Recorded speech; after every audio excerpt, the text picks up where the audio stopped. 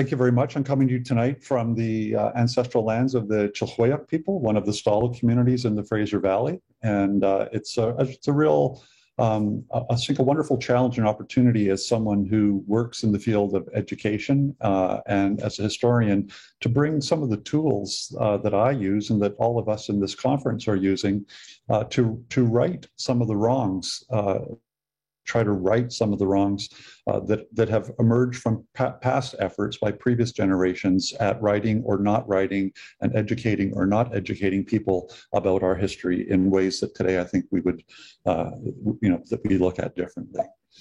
So for me, oh my goodness, it's not advancing. There we go. So for me, when I'm starting this, these are just a few of the pictures of some of the elders I've worked with, and I know they would very much like me to share some history that they've over these years. They've entrusted me and others with stories about their past, with their understandings of their past, with literally their historical consciousness and how those ideas change over time. And I'm also deeply indebted to other elders who I never had the chance to meet personally, but who saw fit to work with other historians, ethnographers, journalists, and others from the past, and to have their words recorded in ways that are now available to all of us through archival resources and increasingly through Indigenous tribal archives rather than the sort of BC and municipal archives that we've become accustomed to. So I would love to, for example, start to talk about things like the potlatch ceremony in the Coast Salish world, and how, you know, we've often think of this as a ceremonial activity that was banned by the government, and the impacts that had. But of course, it was much more than a ceremonial activity. This was the system of governance that existed within the Coast Salish world. It was how they transferred property across generations. It was how they anchored themselves on the landscape, and how different tribal communities linked themselves to one another via arranged marriages. I would love to do that kind of thing, and I would love to dive in with you some of the research I've been doing with my colleague Nakachetsi, Dr. Sunny McKelsey, looking at how extended families understand territory that is seen in terms that are gendered. Have women historically who married in and moved into the families, the villages, the settlements of their husbands, because the elite were polygamous, and so you couldn't risk defending one family over another. So that the husband typically would remain in his community, and the wives would move there. And these women came as ambassadors through arranged marriages. They were there because they represented and they literally transmitted rights of access to landscape between two different tribal communities. And their view of the world was one of inclusivity, about how do tribes connect with one another. They knew where all their sisters lived and what communities where they were married into, et cetera, et cetera. And the husbands had a much more exclusivity sense around tribal areas, the idea that you would protect and you restrict access. And so there was this wonderful gender balance that was thrown into disarray by various colonial government policies. So I'd love to talk about that. Talk about the way that Indigenous men in the late 19th century essentially adopted that female perspective on territoriality and governance, because it was supra-tribal. It connected extended families across tribal groups so that they could more effectively deal with the colonial government that was established in New Westminster, Victoria, then eventually in Ottawa. I would love to talk about that and relate that to some of the really fascinating insights into culture that around how you can take terminologies that come from familial terms and kinship terms and connect them to understand cultural traditions. So, for example, the word Tomiyuk in the Halkomelem Coast Salish language literally translates as great, great, great, great grandparent, grand aunt, grand uncle, but also great, great, great, great grand aunt, or sorry, grandchild, grandniece, grandnephew. And so we don't have a word like that in English. And when we start to work with elders who share their languages, we start to have insights into another world. And this is why language preservation is such an important thing for Indigenous people, but for Canadians of all kinds. So again, I would love to do that. I would love to talk about the family-owned fishing spots up in Yale that are inherited across generations. that are accessed and regulated through a complex system of property management under people taskmasters called Siakalaks. And how, in fact, if we think of British Columbia today, we think of Metro Vancouver as this huge metropolis where people exchange ideas, where they're entertained, where they go for economic purposes. This is the hub. And how a place like Yale is sort of out of the way, obscure, marginal. And how, in fact, within the Coast Salish world of 150 years ago, that was inverted.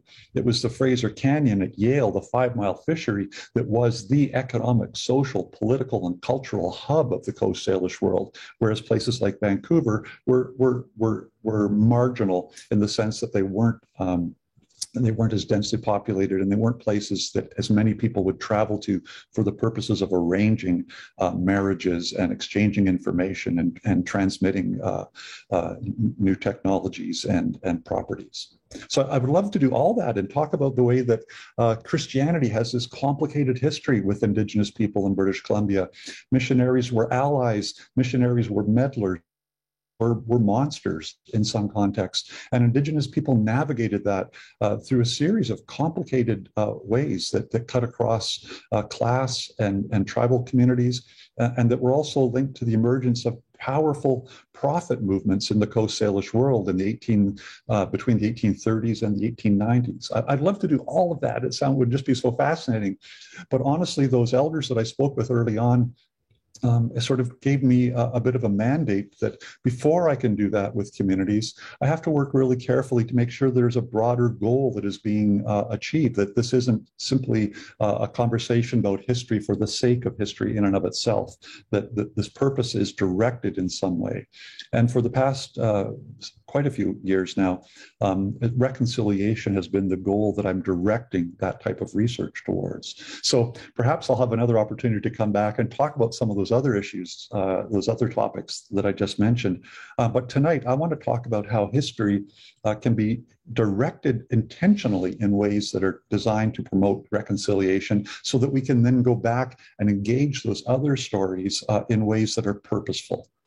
And when I think of reconciliation, what I'm thinking about here is a reestablishment of a relationship with Indigenous people that I think had a glimmer of possibility in a way that was respectful in the early 1860s under Governor James Douglas and the conversations that he had with Indigenous peoples throughout mainland British Columbia, and that was then undermined and betrayed in many ways by the people who followed. And so reconciliation is about, at its fundamentalist level, is about restoring true self-governance to Indigenous people of this province and true meaningful control of ancestral lands, waters, and resources. And doing that in a way that recognizes what I refer to as the conundrum of double permanence. The idea that regardless of what Indigenous or settler people on either side of the divide may have thought, friend Sonny's playing some music here. Sorry, his phone's going off. That regardless of what anybody may have thought back 150 years ago on either side, the reality is that both those communities, Indigenous and settler, are here to stay. They are here permanent, but they're here permanently in a different way than each other. And I'll talk about that in a little more detail as we go forward today with my talk. Of double permanence provides us with a challenge. It says that, and right now, the weight of that double permanence is being shouldered by Indigenous people who have, for the last 150 years in British Columbia, but Western Canada and Canada more broadly, have been the ones who have been talking, trying to get their point across, trying to understand and accommodate and make sense of and resist settler colonialism, while settler society has, for the most part, left that on the shoulders of reconciliation building, on the shoulders of Indigenous people, because A, they conveniently thought that Indigenous people would disappear and vanish or be assimilated, and B, because they left it so long that it just became inconvenient and too expensive to pursue it anymore in any way that was genuinely meaningful. I think ultimately that means that we need new histories that recognize and wrestle with the inconsistencies and contradictions in our shared past. It's not about inclusivity thing. I think we've done that, and that's been really helpful. And it's helped in some important ways for some of the other settler communities who came here without the advantages that white European and British settlers came. And so that inclusivity, that story of how we mistreated Chinese people, Japanese people, South Asian people, we've seen progress there. But where we always run up against a wall is when we try to talk about inclusivity in terms of Indigenous history. Because what we're looking at is a world that is ultimately, that is ultimately a settler colonial state. And that means that whereas many non-Indigenous people think of Canada as having become independent in 1867, as Canada ceasing to be a colonized place in 1867, many Indigenous people see themselves as living in a state of ongoing colonization, of ongoing oppression. So that means that we need to, I think, we need to define the two principal kinds of colonialism that have existed and that still exist around the world today, and then anchor that in our discussions about British Columbia. So let's start with conquest colonialism. Conquest colonialism is that type that you probably learned about when you were in high school, right? You probably learned a little bit about World War II, and you probably learned a little bit about things like the British in India. So the British, they move into India. Their intention there isn't to replace and displace the indigenous people of India.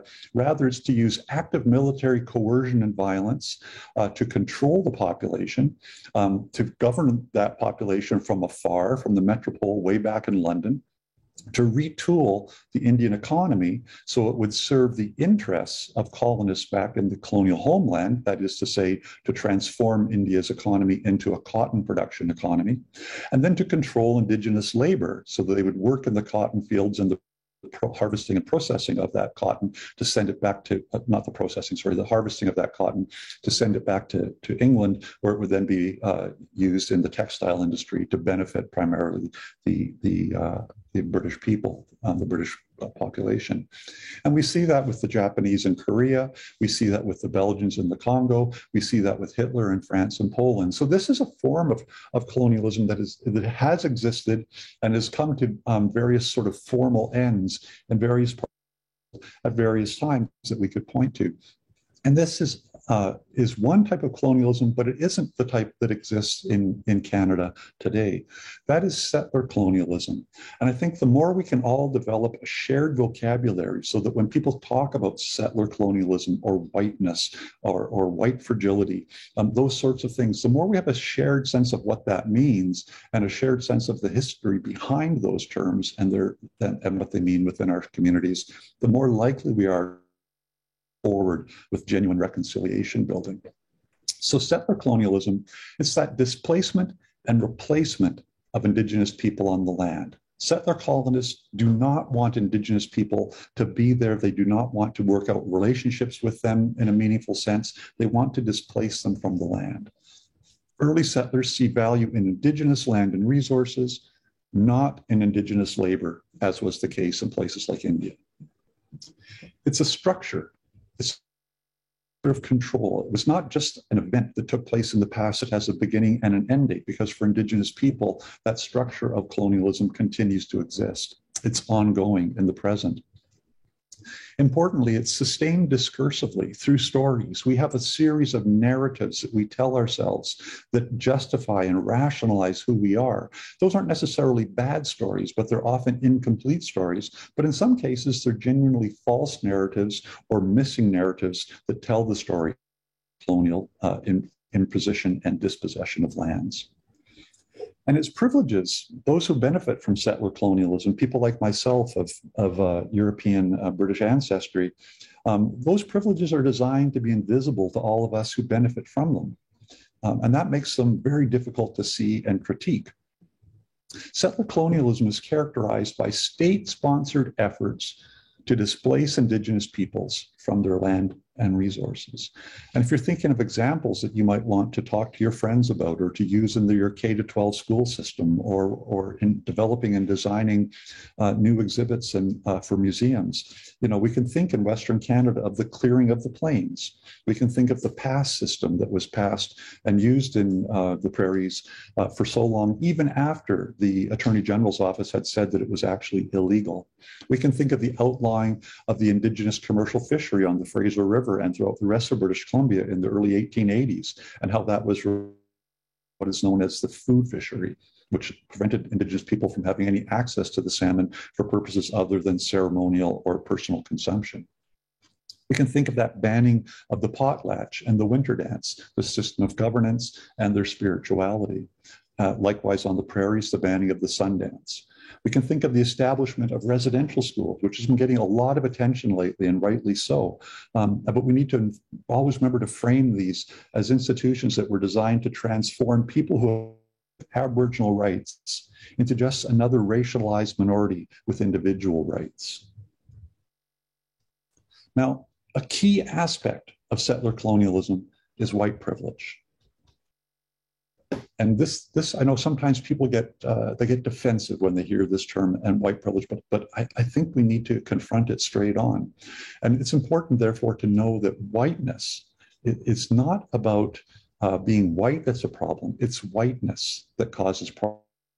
White is the way that some people might describe people with a fair complexion, people like myself, right? Whiteness, it's a historical process that created race and perpetuates contemporary racism. Whiteness divides people by skin color and other physical attributes, noses, forehead, shapes, those kind of things.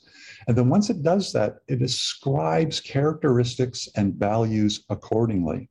So we can think of people of the world in the 19th century who were grouped into races. This is a picture from a textbook that was used in British Columbia up until just a few generations ago.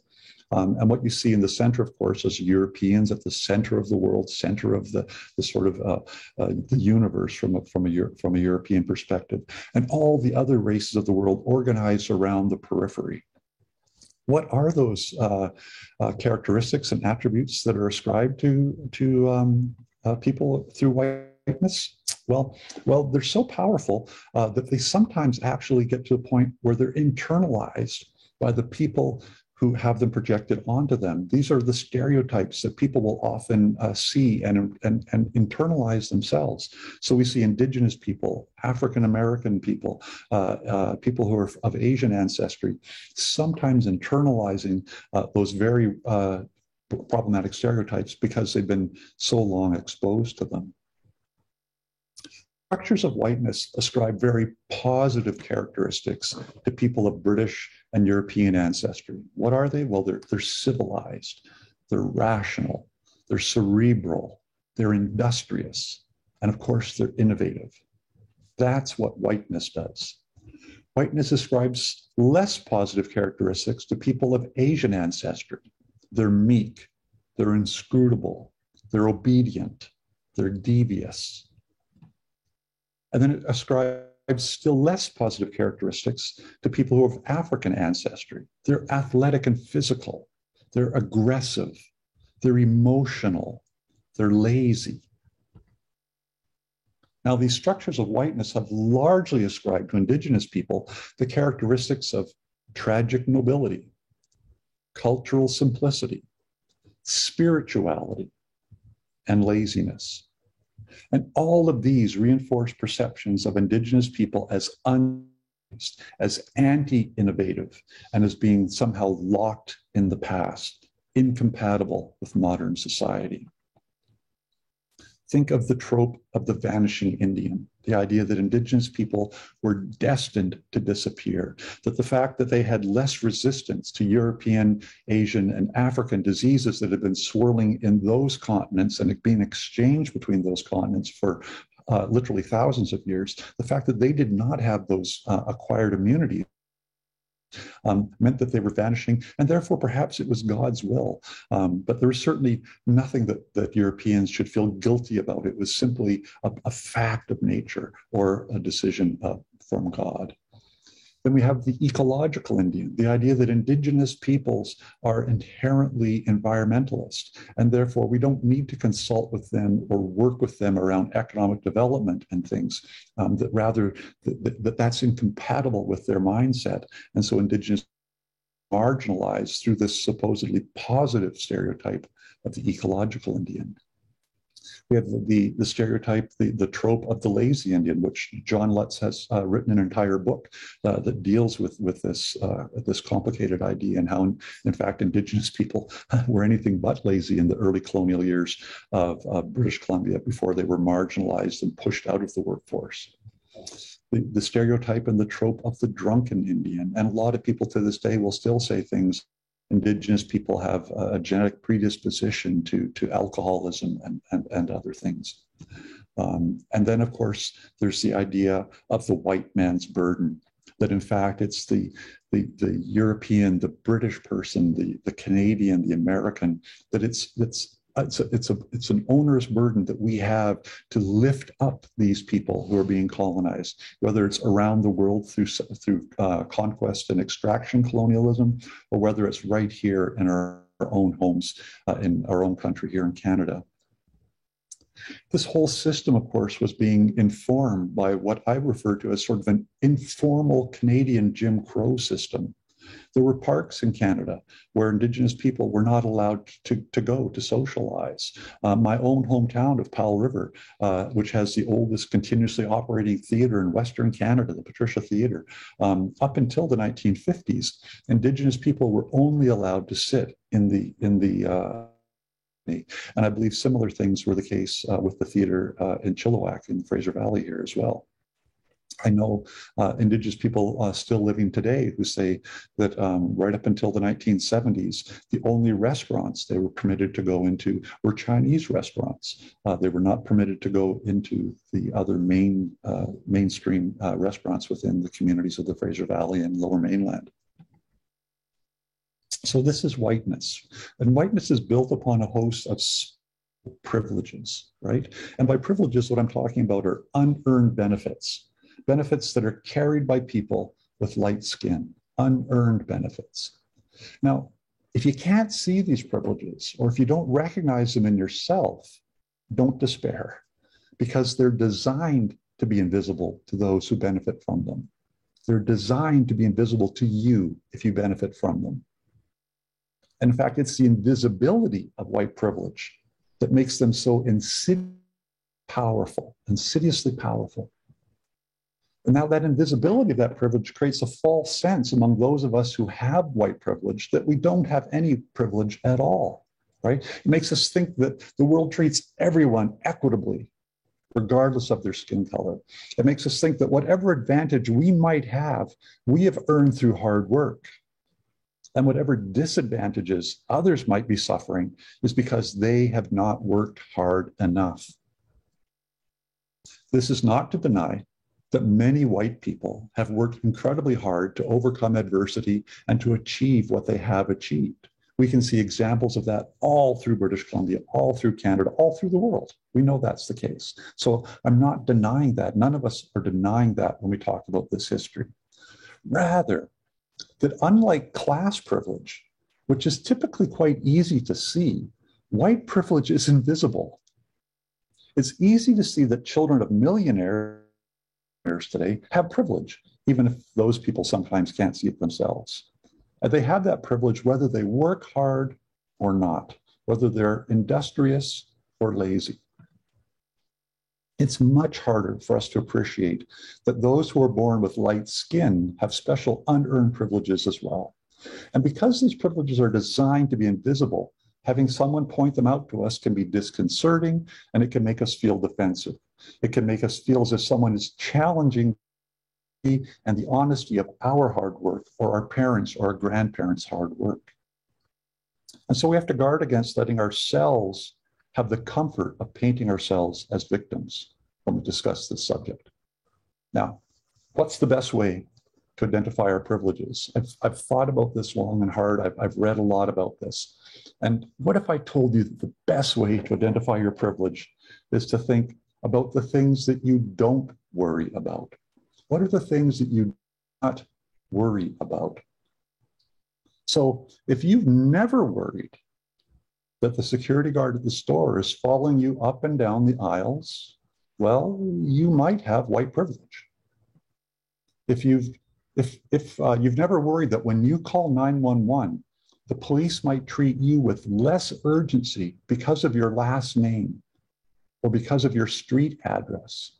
That is to say, if your last name sounds British or European, or if your street address indicates that you live in a wealthy part of town, if that's never been a worry for you, that the police might treat you differently, then you might have white privilege. Now, this doesn't mean that the police will treat you differently, right? Because it's all about what you don't worry about, because someone else is worrying about that. Even if the police aren't at fault. I'm not saying if they are or are not. That's not the point.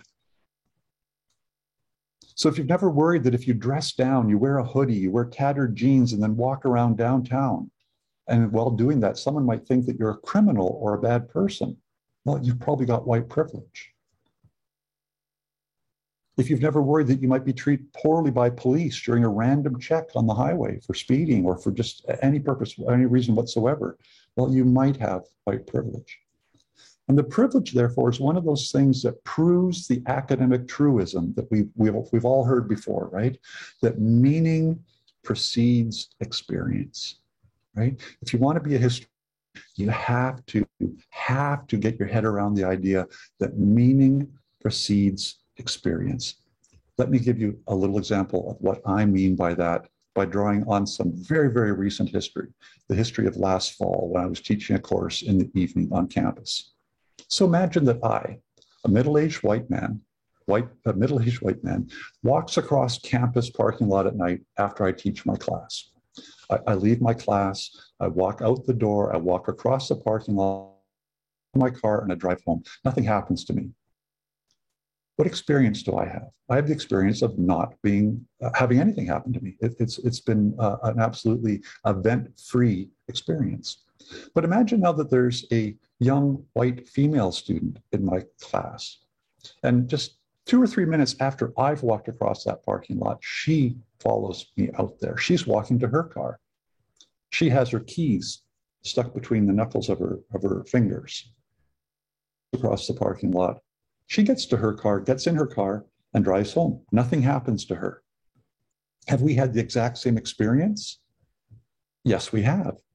But what meaning did we bring to that experience that could be different? She brings the meaning that walking across a parking lot at night and getting into your car in dark, she could become the victim of a crime.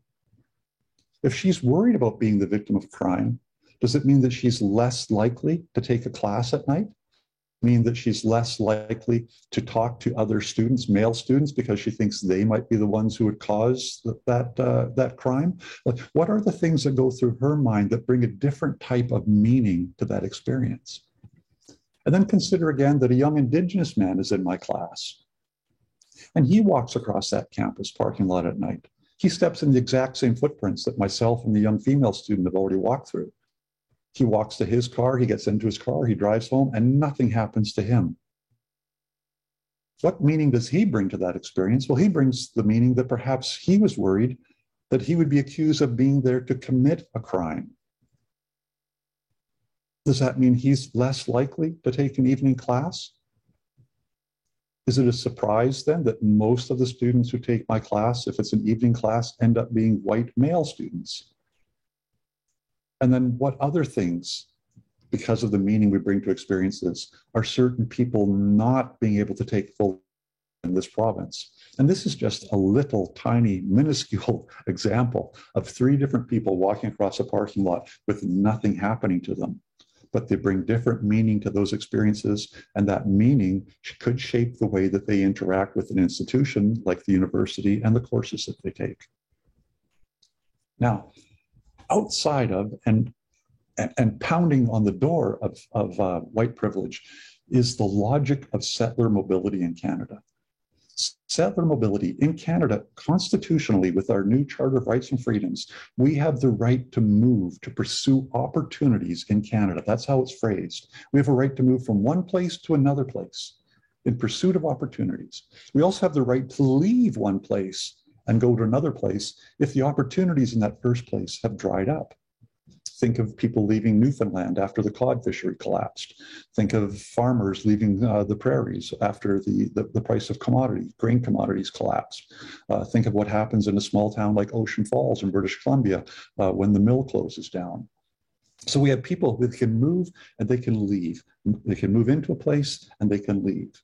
So there's a logic of settler mobility that we felt was so important that we entrenched it in our Constitution. Oops, sorry.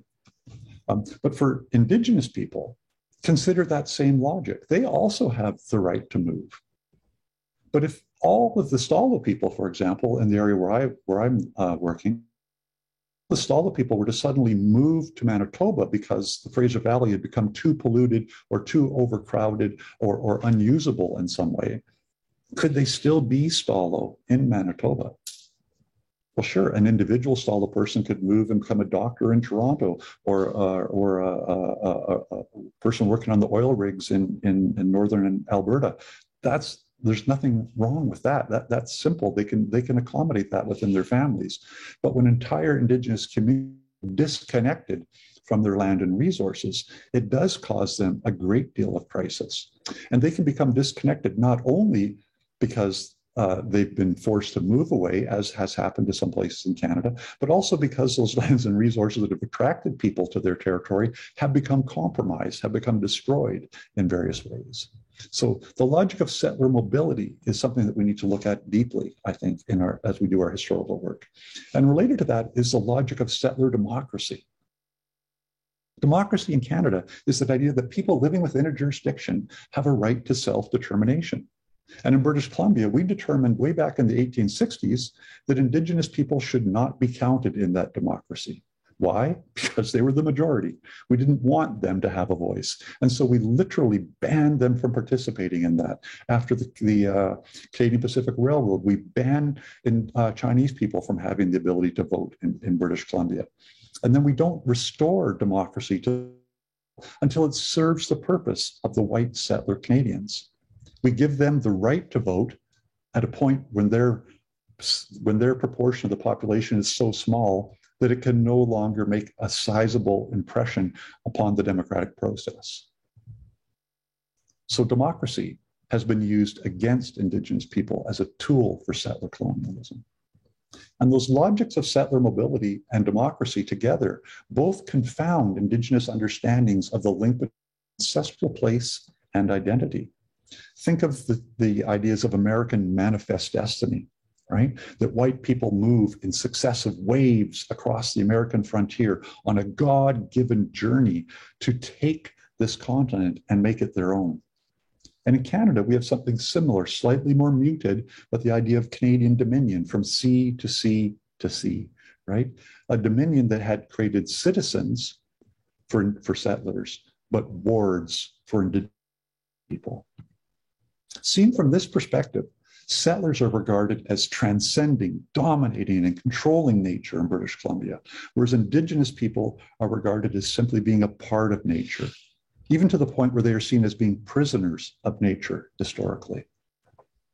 And so whereas settler colonialism defines Indigenous people as problems, and they're problems because they're in the way, they block access to land and resources, defines Indigenous people as people with problems who therefore need to be fixed so they can be integrated as healthy members of settler society. Right? I'll just go over those again really quickly. I'll back up a slide. Settler colonialism defines Indigenous people as problems because they block access to resources. And this is going on today still, right, with blockades. And whiteness defines Indigenous people as people with problems to be fixed, put into residential schools, treated as people with addictions and other social problems in core neighborhoods of Vancouver and elsewhere.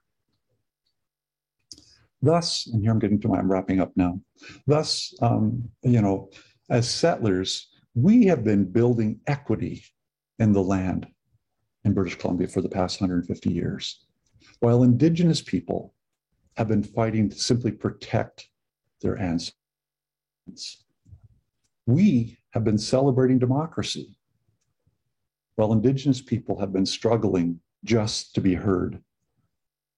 We have celebrated the success of our schools, while schools have been used to erase culture and languages of Indigenous people.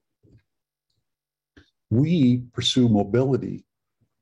We enjoy mobility to pursue opportunities, whereas Indigenous people live with the legacy of destroyed and depleted lands. We spend time debating who's to blame in our settler colonial past, while Indigenous people live with the legacies of intergenerational trauma as the victims of settler colonialism. We protect all fee simple lands from even being on the treaty tables in British Columbia, while Indigenous people point to the hypocrisy, wealth within their former reserve lands.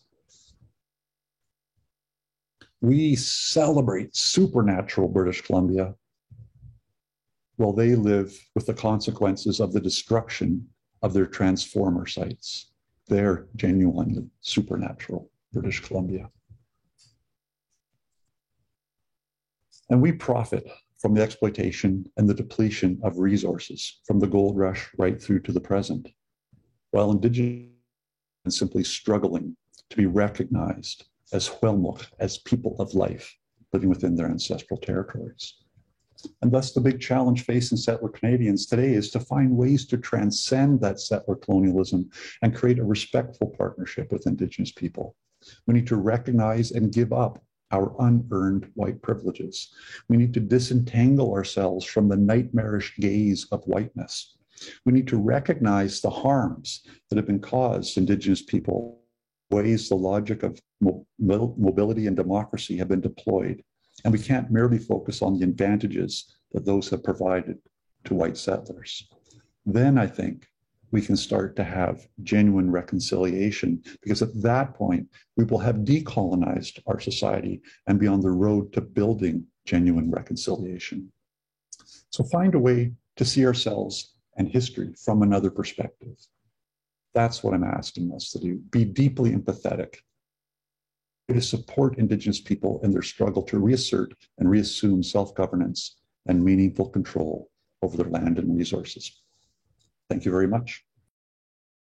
I mean, I wouldn't want to separate the climate crisis away from all the other issues. I think, you know, the ghettoization of Indigenous knowledge, Indigenous perspective, Indigenous governance, if we do that in ways that separate Indigenous sports from Indigenous environment, from Indigenous heritage, from Indigenous business, we run the risk of really continuing sort of this neoliberal idea about how the world works, which is all fragmented and focused around individual rights and individual activities. You know, if we were to embrace an Indigenous way of seeing the world, we would be compelled to think in terms of that idea of Tomiyuk. What is in the long-term interests of the people who are going to live here long after we're gone? And can we do that in a way that would be respectful of the people who lived here long before we came? So climate change, absolutely. I think we should do that, and we should do that with everything. You know, it's going to be up to Indigenous people to make that decision. As settlers, we can never be the ones who say we've achieved reconciliation. It's going to be up to them. But I think history plays such a big role in this. To me, there are three different things that we as historians need to do. One is we need to allow and take that Indigenous story. The other one is that we need to tell the stories that are positive from the settler colonial side. We need to talk about and celebrate the creation of a universal healthcare system for Canada. We can talk about the victories on Vimy Ridge. We can, whatever it might be, you know, whether you're a military or social historian, you'll know what those are. But what rests in the middle are the fact that we had people like, and people know Joseph Trutch and his name, but Colonel Moody and others who were our own laws in the past, speculating on land all through the Lower Mainland, Fraser Valley, so that they could deny Aboriginal rights and land rights to Indigenous people. We need to come to terms with those histories that are also our histories, because we continue to benefit from that process. Had Indigenous people been given, granted and secured the large reserves that were originally created for them in the interior and in the Fraser Valley, British Columbia would be different, and Indigenous people would not be as impoverished as they are Had we not unilaterally prevented them from being able to catch and sell fish upriver of Mission Bridge, would mean that all sorts of Indigenous people who have now lived 4 or 5 generations as welfare recipients, impoverished, would have had an economy right there in their own communities. So we need to come to terms with the way that we broke our own laws or applied them in arbitrary ways to Indigenous people. And that's that third piece, I think. We need to, tell Indigenous people's story, let them tell that story, tell the stories that we're proud of, but then to be very honest and transparent about the things that we're not proud of. I think we start small, right? We start by being very quiet and respectful and showing up and not talking. Honestly, that's the big difference. So imagine you're a white Protestant British person or lapsed Catholic Italian or Irish person. Reach out and find out when the local mosque is having an open house. Find out if there's an Indigenous celebration of some kind or ceremony that's open to the general public. And don't go up and start talking to the people and start introducing yourself right away and telling them about yourself and how much you want to build reconciliation. Just quietly stand at the back and listen and spend some long time listening. I think that's important to get this going.